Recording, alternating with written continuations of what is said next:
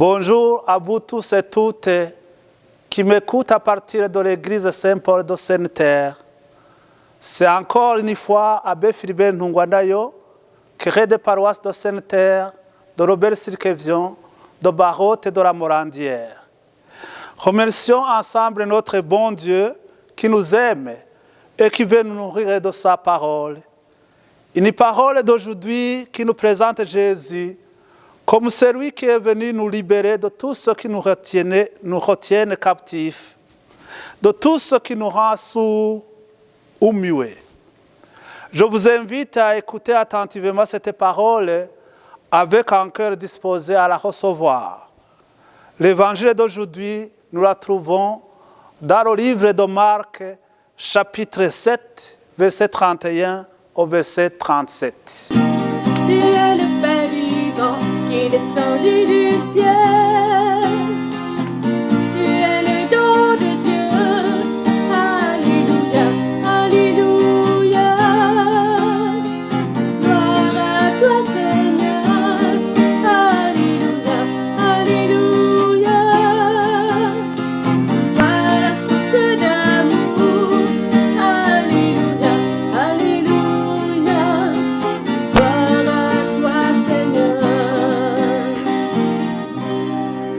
Le Seigneur soit avec vous et avec votre esprit.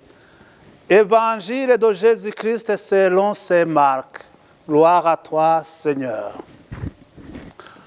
En ce temps-là, Jésus quitta le territoire de Tyr. Passant par Sidon, il prit la direction de la mer de Galilée et alla en plein territoire de la Décapole. Des gens lui amènent un sourd qui avait aussi la difficulté à parler et le supplie Jésus de poser la main sur lui. Jésus l'amena à l'écart, loin de la foule, lui mit les doigts dans les oreilles et avec sa salive lui toucha la langue. Puis, les yeux levés au ciel, il soupira et lui dit « Ephata », c'est-à-dire « ouvre-toi ». Ses oreilles s'ouvrirent, sa langue se délia et il parlait correctement. Alors Jésus leur ordonna de ne rien dire à personne, mais plus il leur ordonnait cet ordre, plus ceux-ci le proclamaient. Extrêmement frappé, il disait, il a bien fait toutes choses, il fait entendre les sourds et parler les muets. Acclamons la parole de Dieu. Louange à toi, Seigneur Jésus. Alléluia, alléluia. Voilà source d'amour. Alléluia, alléluia. Gloire à toi Seigneur.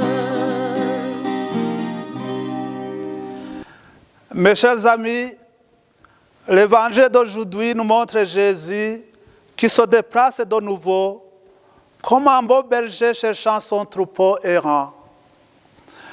Et le voyage de Jésus d'aujourd'hui le fait traverser la région de la Décapole qui est à la limite d'un territoire non juif.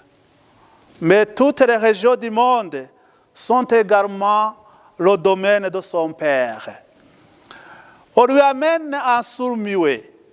Jésus fait preuve d'attention et de sensibilité envers cet homme.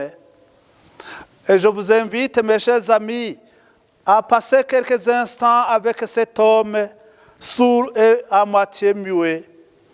Avec lui, regardons fixement Jésus, mais nous ne pouvons ni entendre ni parler. Nous sentons les doigts de Jésus dans nos oreilles, sur nos langues. Soudainement, le monde du son et du goût s'ouvre à nous. Souvenez-nous que le prophète Isaïe avait prévenu le peuple d'Israël que l'apparition des guérisons et des miracles de toutes sortes serait le signe que l'âge du Messie est pointe à l'horizon. Il viendra te sauver, dit Isaïe, Alors les yeux des aveugles s'ouvriront, les oreilles des sourds seront ouvertes. C'est Isaïe 35, verset 4 au verset 5. Pour ces gens qui ont amené cet homme, que Jésus s'intéresse à eux, et surtout qu'il soit capable de le guérir, c'est vraiment un don de Dieu. Est-ce que je partage l'étonnement avec ces gens?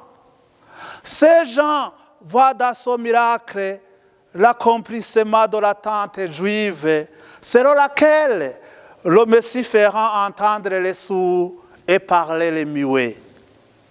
Mais Jésus, lui, ne voit pas ces pouvoirs de guérison des preuves de sa divinité, mais plutôt comme des signes que le Dieu de miséricorde et de bonté est proche de nous.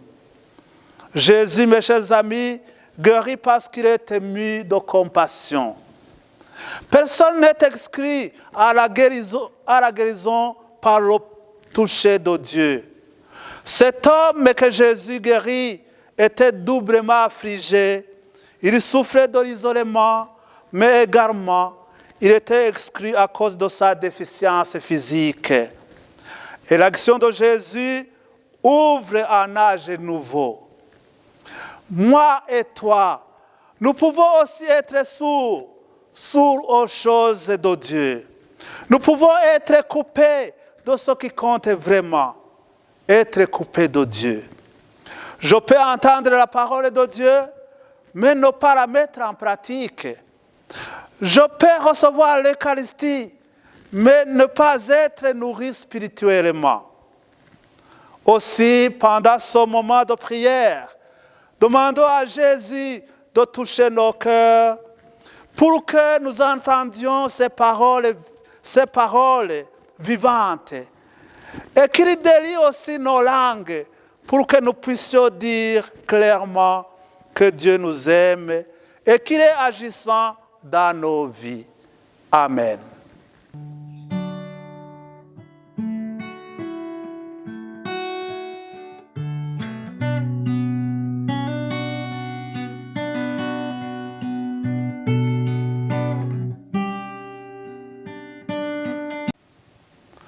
J'invoque sur vous la bénédiction du Dieu Tout-Puissant. Que le Dieu de toute bonté, de tout amour, de toute miséricorde vous bénisse, le Père, le Fils et le Saint-Esprit. Amen. À la prochaine.